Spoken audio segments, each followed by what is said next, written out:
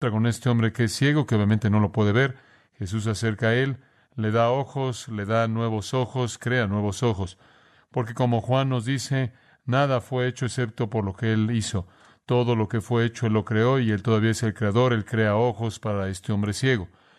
Él inmediatamente puede ver y después algunos encuentros comienzan. En primer lugar, sus vecinos están tratando de entender cómo es que esto pasó, cómo es que este hombre que conocen que es ciego ahora puede ver. Entonces él pasa por una interrogación con sus vecinos y él realmente no puede responder quién hizo esto porque él nunca lo vio, no sabe simplemente exactamente cómo pasó esto, pero él está convencido de quien hizo esto es de Dios. Después él es traído a los fariseos, quienes supuestamente deben emitir algún tipo de explicación espiritual o explicación religiosa, algún tipo de explicación divina para saber cómo esto pudo pasar, porque como el hombre ciego dice, nunca se ha oído de esto en la historia del mundo que alguien que es ciego pudo ver. Y entonces hay una interrogación llevada a cabo por los fariseos. Ellos ya han llegado a su veredicto antes de que comiencen el cuestionamiento. Creen que Jesús está loco, poseído por demonios, un impostor satánico. Y con esa conclusión, su investigación no va a ir a ningún lugar. Entonces rechazan el testimonio del hombre, rechazan el testimonio de los vecinos y eventualmente terminan expulsando al hombre que ahora puede ver y lo expulsan del edificio y realmente lo expulsan de la vida de la nación, de la vida de Israel. Él ya ha sido un paria porque cualquier persona que nacía ciega se creía que había sido maldecida por Dios por pecado, quizás el pecado de sus padres, quizás su propio pecado, y entonces él ya ha sido expulsado, y entonces él ya ha estado afuera de la sinagoga, no ha podido interactuar con la sinagoga, él ha sido un paria y alguien de afuera y como consecuencia un mendigo. Su propia familia está avergonzada por él. Sabemos que él tiene una madre y un padre, se aparecen en la historia y realmente se distancian de él para protegerse a sí mismos, pero piénselo, si hubieran tenido algún amor hacia un hijo ciego, no habría sido él un mendigo. Habrían cuidado de él, como cualquier padre normal sensato lo haría. Entonces, este es un hombre que ha sido completamente rechazado por todo el mundo. Y ahora, cuando puede ver, él está luchando porque la gente acepte lo que ha pasado. Aquellos que son sus vecinos lo ven, pero no lo pueden explicar. Los fariseos lo ven, pero se rehúsan a verlo por lo que es. Sus propios padres lo menosprecian. Y finalmente, cuando la interrogación se acaba, versículo 34, las últimas palabras de los fariseos: tú naciste del todo en pecado y nos enseñas a nosotros, y la expulsaron. Rechazan a Jesús, rechazan al hombre, rechazan el milagro. Jesús no está ahí en este punto. Él había curado al hombre y después él se desvanece de la historia y el hombre es llevado a los fariseos por los vecinos para esta interrogación, la cual termina con que él sea expulsado y continúa como un paria, aunque él ahora puede ver. Jesús entra a la escena después en el versículo 35 y leemos esto. Oyó Jesús que le habían expulsado y hallándole, le dijo, ¿crees tú en el Hijo de Dios? Respondió él y dijo, ¿quién es, Señor, para que crea en él? Le dijo Jesús, pues le has visto, y el que habla contigo, él es. Y él dijo, creo, Señor, y le adoró. Dijo Jesús, para juicio he venido yo a este mundo, para que los que no ven, vean, y los que ven, sean cegados. Entonces algunos de los fariseos que estaban con él, al oír esto, le dijeron, ¿acaso nosotros somos también ciegos? Jesús le respondió, si fuerais ciegos, no tendríais pecado. Mas ahora porque decís, vemos, vuestro pecado permanece. Ahora estamos avanzando de la ceguera física a la ceguera espiritual. La curación, eso es físico. Esta sección que lleva a su clímax esta historia sorprendente es acerca de ceguera espiritual y de vista espiritual. Y a lo largo de la Biblia, realmente, a lo largo de la Biblia entera, la ceguera es usada de manera metafórica para representar la condición humana de corrupción y caída y la incapacidad de comprender a Dios y la verdad divina. De hecho, en Isaías 43:8 leemos de la gente que está ciega aunque tienen ojos.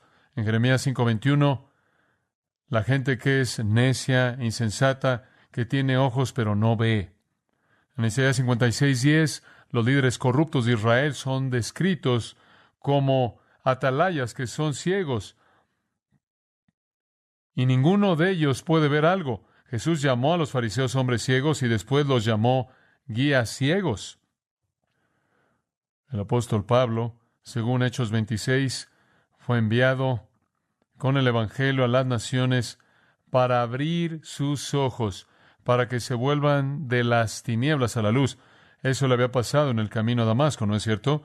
Él había sido ciego espiritualmente, él fue cegado físicamente, y después recibió vista tanto física como espiritualmente en esa experiencia del camino a Damasco.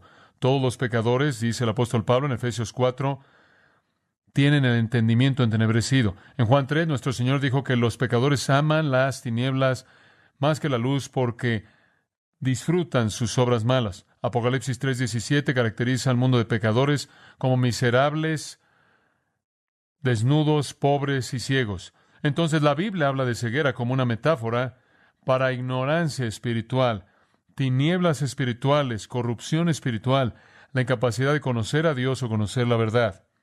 Esa ceguera natural debido al pecado es multiplicada por el poder y engaño de Satanás, lo cual hace una especie de doble ceguera de lo que se habla en 2 Corintios 4, el Dios de este siglo, Satanás, ha cegado las mentes de los incrédulos para que no puedan ver la luz del Evangelio de la gloria de Cristo, quien es la imagen de Dios. Ciegos naturalmente, cegados satánicamente. Cuando esta ceguera es persistente, impenitente, cuando esta ceguera continúa de manera imparable, hay un tercer tipo de ceguera, una ceguera de juicio divino que produce una ceguera final. Isaías dijo, Isaías 44:18, no saben ni entienden. ¿Por qué? Porque Dios ha oscurecido sus ojos para que no puedan ver y sus corazones para que no puedan comprender. Eso es exactamente lo que Dios le dijo a Isaías en la visión en el capítulo 6. Van a oír, pero no van a entender. Van a ver y no van a percibir. No van a creer, porque han sido endurecidos como un juicio de Dios. En Juan 12:39 y 40, aquellos que persisten en incredulidad no pueden creer porque, como Isaías dijo, Él ha cegado sus ojos, endurecido sus corazones, para que no vean, perciban y sean convertidos. En ese punto, judicialmente cegados por Dios, no pueden ver, no pueden percibir, no pueden ser convertidos. Pablo escribió de dicho juicio en Romanos 11:8, Dios les dio espíritu de estupor, ojos que no vean y oídos que no oigan hasta este día mismo. Esta es una realidad peligrosa. La ceguera natural es condenadora. La ceguera satánica multiplicada es incluso más condenadora. La ceguera final es un juicio de Dios. Es la remoción de toda esperanza. Según Proverbios y Eclesiastés, los pecadores andan en los caminos de las tinieblas. Según Isaías 5:20, sustituyen la luz por las tinieblas y las tinieblas por la luz. Según Efesios 5:11, el mundo entero está lleno de personas que participan en las obras infructuosas de las tinieblas porque, como Colosenses 1:13 dice, son parte del dominio de las tinieblas. Ceguera, tinieblas, metáfora para la condición de los pecadores. Y en el Antiguo Testamento, cuando Dios comienza a hablar acerca del Mesías, Él habla acerca del Mesías que viene para traer la luz. Isaías 9, Isaías 29, Isaías 42, Isaías capítulo 60, todos esos lugares. El Mesías es visto como el que trae luz espiritual al mundo en medio de las tinieblas. Una luz va a brillar cuando el Mesías venga. Y conforme el Nuevo Testamento abre, ¿qué oímos? En el principio era el Verbo, y el Verbo era con Dios, y el Verbo era Dios. Todo lo que ha sido hecho fue hecho por Él, y en Él estaba la vida, y la vida era la luz de los hombres. De tal manera que la presentación del Señor Jesucristo en su realidad sobrenatural es como luz. Y más adelante en Juan, capítulo 8, Él dice, yo soy la luz del mundo, el que me sigue no andará en tinieblas, sino tendrá la luz de la vida. Y en Juan 12:46, he venido como luz al mundo, para que todo aquel que cree en mí no permanezca en tinieblas. En Mateo, recuerde usted el capítulo 4, el pueblo que estaba sentado en tinieblas ha visto una gran luz, y aquellos sentados en la tierra de la sombra de muerte, sobre ellas una luz brilló. Ese es el Mesías que llegó para traer luz a las tinieblas. Entonces, cuando Pablo le escribe a la iglesia en Tesalónica, lo cual es verdad de todos los creyentes, él dice: todos vosotros sois hijos de luz, no de la noche ni de las tinieblas. 1 Pedro 2:9 habla del Señor como aquel que os ha llamado de las tinieblas a su luz admirable. Muy bien, todo eso para darle a usted el sentido de que Dios, en sus propósitos divinos, ha diseñado usar la ceguera y las tinieblas como una metáfora para la condición espiritual. Como consecuencia, cuando llegamos a este texto en Juan 9, usted lo puede ver. Todo esto está preparado para los versículos de conclusión que le acabo de leer. Versículos 1 al 34 tratan de la luz física, la vista física. Pero también hay tonos de ceguera espiritual y tinieblas espirituales manifestadas por los fariseos. Cuando llegamos a los versículos 35 al 41, el tema cambia de vista y luz físicas completamente a vista y luz espirituales y ceguera y tinieblas espirituales. Ahora, conforme vemos estos versículos breves, directos y simples, solo quiero dividirlos en dos secciones. Vista espiritual, versículos 35 al 38, ese es el mendigo. Ceguera espiritual, versículos 39 al 41, esos son los fariseos. Usted tiene aquí una comparación que es edificada sobre este milagro entre la vista espiritual, la cual el mendigo recibe, y las tinieblas espirituales en las que los fariseos permanecen. Ahora veamos la vista espiritual y al mendigo. Los versículos de apertura 35 al 38. Simplemente para darle algo de un patrón a seguir, 4 cosas definen esta vista espiritual. Muy bien, 4 cosas. Él va a ser una ilustración de uno que no solo ve físicamente por primera vez, sino que verá espiritualmente por primera vez. Hay 4 elementos. En primer lugar, y esto es muy importante, el primer elemento es la vista espiritual demanda iniciativa divina. La vista espiritual demanda iniciativa divina. Este hombre no tiene ninguna capacidad para hacer que él mismo vea físicamente, ni tiene él alguna capacidad de hacer que él vea espiritualmente. Esa es la razón por la que esta transición es hecha, porque es una ilustración tan vívida. Él no puede hacer algo para ayudarse a sí mismo. No existe algo tal en esos tiempos antiguos como un cirujano que puede arreglar algo en su ojo y capacitarlo para ver. No hay manera alguna en la que él pueda tener vista espiritual por sí mismo. No puede suceder, humanamente hablando, no puede suceder a nivel natural, físico, temporal. Si él va a ver, el cielo tiene que descender y encontrarlo, ubicarlo, y eso es exactamente lo que sucede. Versículo 35, todo lo que estaba pasando ahí en torno al área del templo, y donde quiera que fuera que esta interrogación se llevó a cabo, todavía se está llevando a cabo. Entonces Jesús oye que lo habían sacado, y me encanta esto, y hallándole, este es el paralelo. Recuerde usted, de regreso en el capítulo 5, el hombre en el estanque de Betesda, ahí tomó su lecho y caminó, corrió a los fariseos, el mismo tipo de interrogación, el mismo tipo de encuentro, y dice ahí en ese mismo capítulo 5, y creo que es el versículo 14, Jesús lo halló, Jesús lo encontró. Así es como usted recibe vista espiritual. Todo comenzó en una iniciativa divina, todo comenzó por un propósito soberano en la mente de Dios. Lucas 19:10, Jesús dice, el Hijo del Hombre ha venido a buscar y salvar lo que se había perdido. No solo el salvar, sino el buscar. Romanos 3, no hay quien busque a Dios. No sabremos a dónde acudir, no sabremos qué buscar o a quién buscar. Entonces Él es el buscador. Él le dice a sus apóstoles en Juan 15:16, no me habéis elegido a mí, yo os he elegido a vosotros. Mateo 18, el Hijo del Hombre ha venido a salvar lo que se había perdido. Esa es la razón por la que Él vino. Él es el buscador, Él es el que nos está buscando. El Señor inicia la vista espiritual, así como Él inició la vista física con este hombre. Habían muchos mendigos, habían muchas personas enfermas. Le dije que habían muchas personas ciegas en el mundo antiguo. Él buscó a este hombre para sus propios propósitos, sus propias intenciones soberanas del reino. Él lo buscó cuando este hombre nunca lo pudo hallar, totalmente ciego. Cristo siempre es el iniciador de la salvación, siempre el Salvador buscador. De nuevo, el hombre ciego no tiene poder para darse a sí mismo vista física, Tampoco el pecador tiene algún poder para darse a sí mismo vista espiritual. Tiene que ser iniciada, inaugurada en el cielo. Entonces Jesús encuentra al hombre. Aquí es en donde la vista espiritual comienza. Esta es una ilustración poderosa de esto, una ilustración muy poderosa, porque este es un hombre sin esperanza, inútil, y así lo es todo pecador. Así lo es todo pecador. Entonces él lo encuentra, y él inicia una conversación muy corta. Aquí de nuevo hay poca información. Estos relatos en el Nuevo Testamento están condensadas. No pensamos que la conversación fue limitada a esto, pero esta es la esencia que Dios nos ha revelado. Él dice, ¿crees en el Hijo del Hombre? Esa es una pregunta realmente importante. Una pregunta muy importante. Este hombre está bien adiestrado en el Antiguo Testamento, aunque no ha estado en una sinagoga. Este hombre ha absorbido la verdad del Antiguo Testamento, aunque no puede leer. No sabemos cómo, pero él es muy sabio.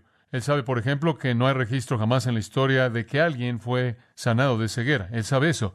Él también sabe lo que caracteriza a un profeta. Y entonces él ya ha dicho de Jesús, Él es de Dios. Él ha dicho, Él es uno que hace la voluntad de Dios. Él es uno a quien Dios oye. Él es un profeta. Entonces, él es un hombre muy astuto. Él también conoce el título Hijo del Hombre. Él está familiarizado con Daniel 7, en donde ese título mesiánico sobresale. Escuche lo que Daniel, capítulo 7, dice. A Daniel se le dio una visión, y es en la noche, capítulo 7, 13. Seguí mirando en las visiones de la noche, y aquí con las nubes del cielo, uno semejante a un hijo del hombre venía. Ese es un título mesiánico. Esto presenta la venida de el Mesías para establecer su reino.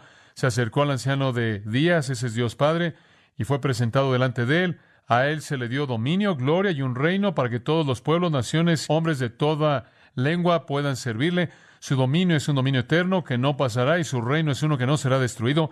Este no es Dios, porque este es uno que viene a Dios.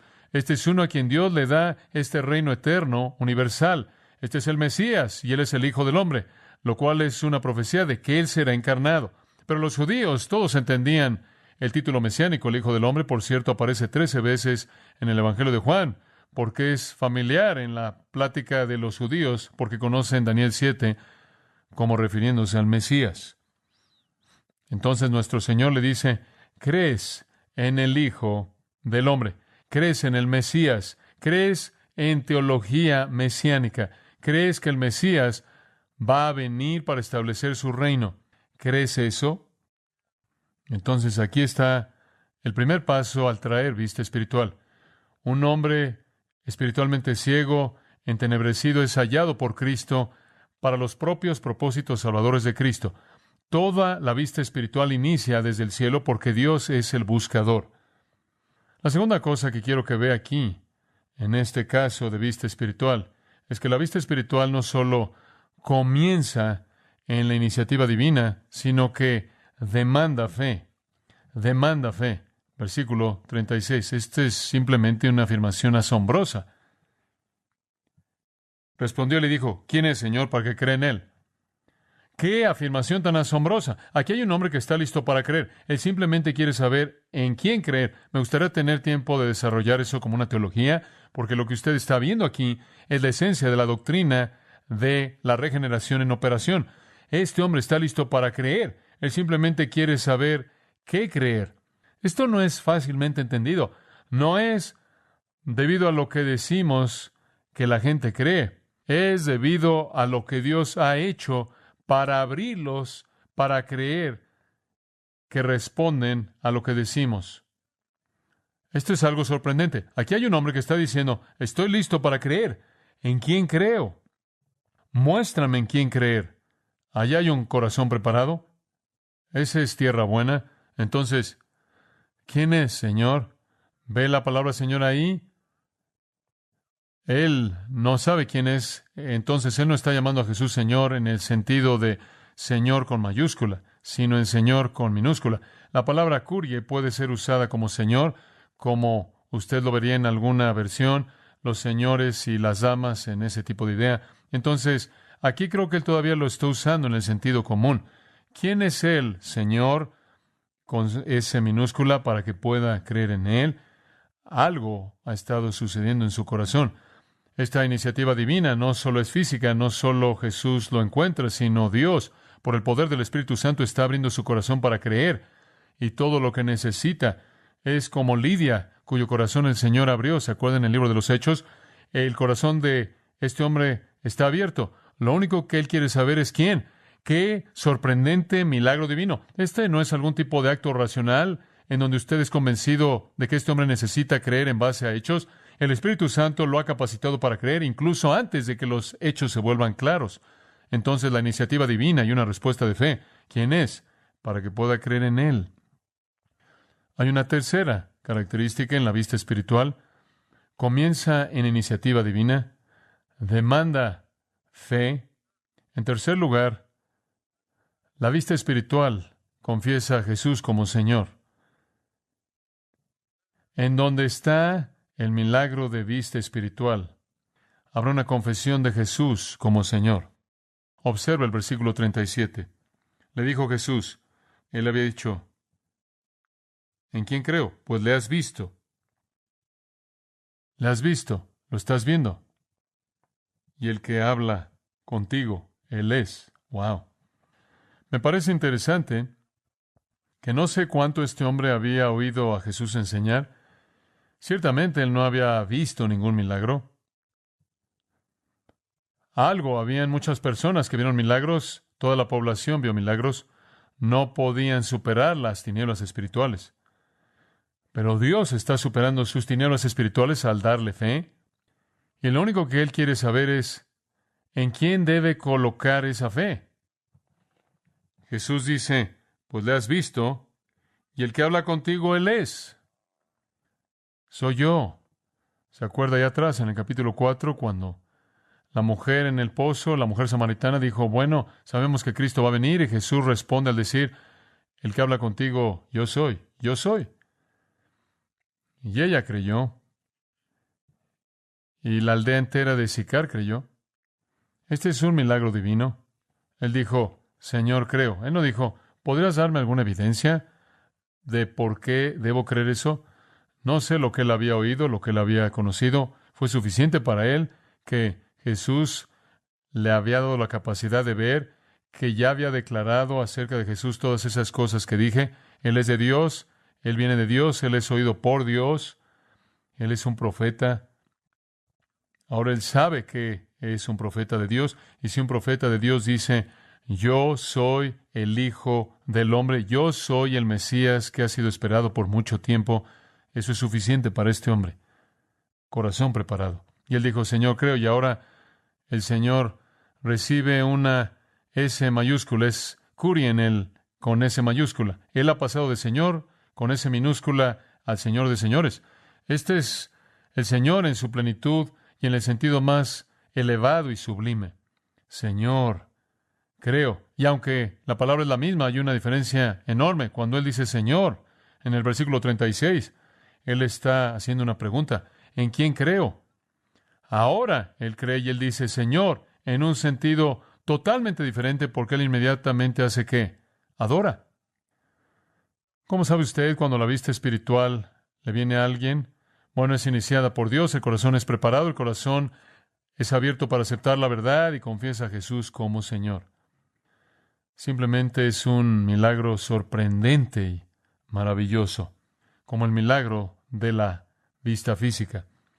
Estamos comenzando a acumular aquí una lista de creyentes, ¿no es cierto? Allá atrás, cuando comenzamos el Evangelio de Juan, fue Pedro y Andrés, y Felipe y Nataniel, y después Nicodemo se apareció, y quizás todavía no un creyente, pero él va en esa dirección. Y eventualmente se vuelve un creyente, se aparece en la sepultura de nuestro Señor. Pero hasta ahora tenemos que limitarlo a Pedro, Andrés, Felipe, Nataniel, y después esa mujer samaritana en el capítulo 4, y después la gente de la aldea de Sicar, y después algunos discípulos verdaderos en el capítulo 6, y ahora podemos agregar al hombre ciego a nuestra pequeña lista de creyentes verdaderos. Cada uno de ellos es un milagro divino y sobrenatural. Cuando nuestro Señor le dijo a Pedro, carne y sangre no te ha revelado esto, sino mi Padre que está en el cielo, eso no solo fue verdad de Pedro, eso fue verdad de cualquier persona que jamás ha sido llevada a la fe, toda persona. Un mendigo pobre que no había visto nada en toda su vida, ahora ve físicamente y, lo que es más importante, ve claramente al Hijo del Hombre. Se le ha dado vista. Él está viendo la gloria de Dios en la faz de Jesucristo. Se le ha dado vista. Y finalmente, la vista espiritual básicamente demanda iniciativa divina, responde con fe, reconoce a Jesús como Señor y, en cuarto lugar, resulta en adoración. Así es como el versículo 38 termina. Le adoró. Todo está en esa afirmación simple. Él lo adoró. Que el todo de lo que es un creyente está ahí, todo está ahí. Toda parte de eso está ahí. Juan 4 se acuerda de los versículos 20 al 24. El Padre busca adoradores verdaderos que lo adoran en espíritu y en verdad. ¿Cómo sabe usted cuando alguien es un creyente? Porque él se vuelve un ¿qué? Un adorador. ¿Cómo sabe usted que usted es un cristiano? No porque usted repitió una oración, no porque usted le pidió al Señor que hiciera algo por usted, no porque usted fue conmovido emocionalmente en una reunión y se sintió sentimental por Jesús. ¿Cómo sabe que usted es un creyente? ¿Cómo sabe que usted ha sido transformado? Porque usted se ha vuelto un adorador, un adorador. Esa es la razón por la que le dije a usted antes. Esta perspectiva narcisista, sentimental, centrada en uno mismo hacia el Evangelio, crea una dependencia interminable de que el sistema que fue ofrecido originalmente es la respuesta a lo que toda persona quiere que se le siga dando a esa persona y que se le dé lo que la persona quiere. Es imparable. ¿Cómo convierte usted a esa persona en uno que es un adorador totalmente abnegado? Este hombre cae de rodillas en adoración. Lo opuesto de regreso en el versículo 59 del capítulo 8, cuando Jesús declaró quién era él a los fariseos, tomaron piedras para apedrearlo. Eso es lo que la ceguera espiritual produce. Esto es lo que la vista espiritual produce. Entonces, si usted está haciendo la pregunta, ¿cómo sé si soy salvo? Pregúntese si ama a Cristo, si ama a Dios, si ama al Espíritu Santo, si desea ser obediente, si desea honrar, agradar al Señor, si usted es un adorador. Estábamos hablando en la reunión de ancianos la otra noche acerca de algunas cuantas personas que no vienen a la iglesia y los hemos buscado y dan todo tipo de, usted sabe, de excusas, usted sabe, tengo otras cosas y tal, me molesta y demás. El meollo es, esas personas lo más probable es que no son creyentes, porque los creyentes adoran. Esa es la prioridad de su vida. Y no estoy diciendo que el único lugar en el que usted adora es en la asamblea colectiva de la iglesia. No es así. Pero esto es lo que lo levanta a usted y lo fortalece y lo alienta para el resto de esas horas cuando usted adora como una persona independiente. Esto es crítico. Esto satisface el anhelo de nuestro corazón, honrar al Señor, oír del Señor, exaltar al Señor, alabar al Señor, adoradores. Entonces aquí hay un hombre con dos biografías. Él es ciego físicamente, él es ciego espiritualmente, él es buscado por el Señor físicamente, él es buscado por el Señor espiritualmente. Se le ha dado vista espiritual, se le ha dado vista física. Se le ha dado una oportunidad de dar testimonio acerca del Señor. Él es abandonado por su familia. Él es odiado por los enemigos del Evangelio. Él es expulsado del sistema de su día debido a su asociación con Cristo. Él, en cierta manera, es un retrato de lo que es ser un cristiano. Él toma su lugar a los pies del Salvador. Se vuelve un adorador, como todos los creyentes se vuelven. En contraste a eso, simplemente, rápidamente, la ceguera espiritual en el caso de los fariseos, versículo 39. Dijo Jesús: para juicio he venido yo a este mundo, para que los que no ven, vean, como el hombre ciego, como los pecadores que se arrepienten,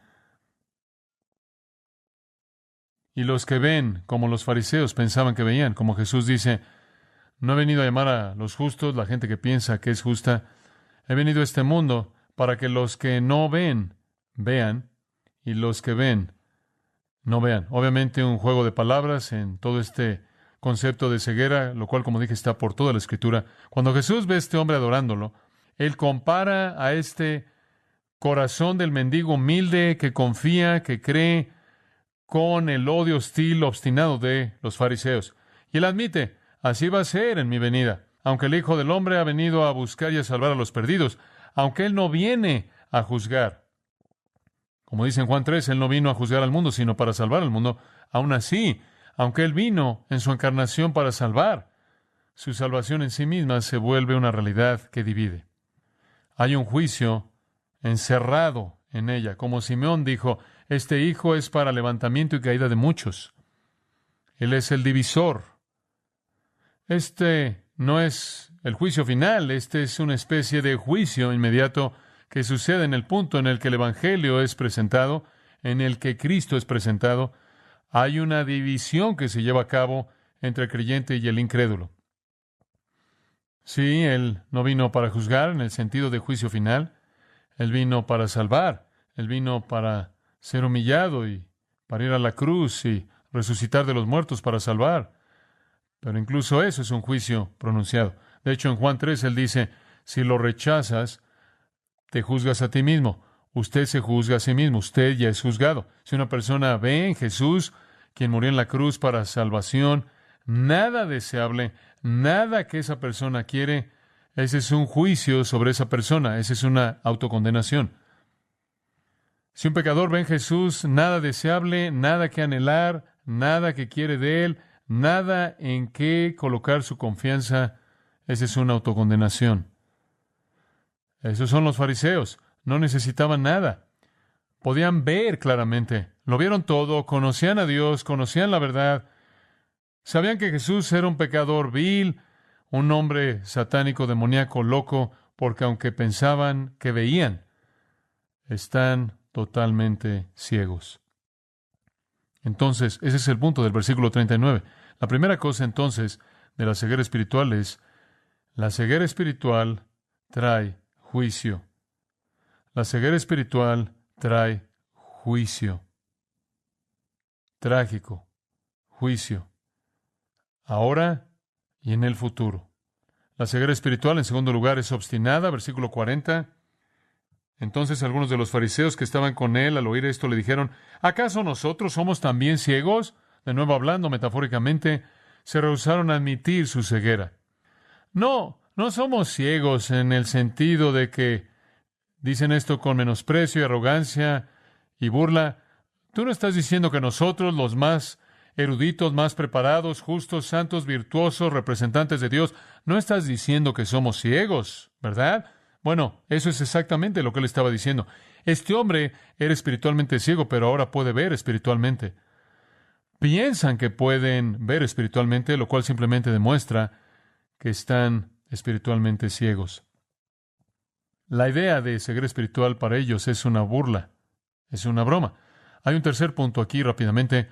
La gente espiritualmente ciega recibe juicio, se rehúsa a admitir su ceguera y en tercer lugar rechazan la vista cuando les es ofrecida. Versículo 41 al principio, Jesús les dijo, si fuerais ciegos, no tendríais.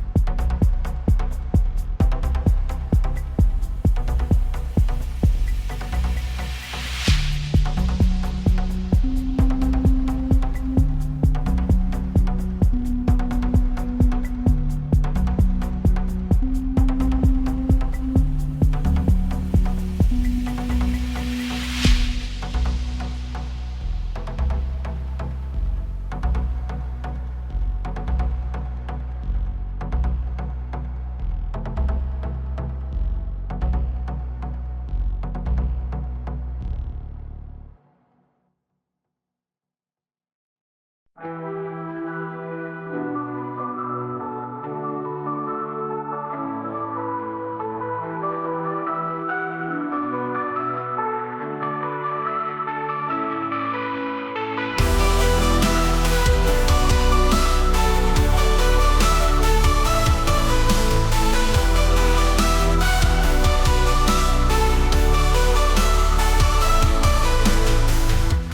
flicker like distant stars, moonlight caught in rusted bars. Voices whisper through the haze, electric heart in endless maze. Neon dreams in urban sprawl, shadows dance on concrete walls. Lost in echoes faint and far, haunting beats like an old guitar. Falling deeper, labyrinthine through the static, thin and fine. Whispers call from other side, voices buried in the tide.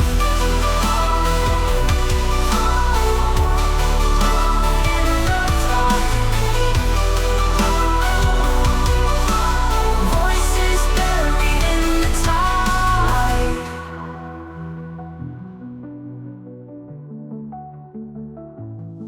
Haunting core is female guide, twisting paths where secrets hide.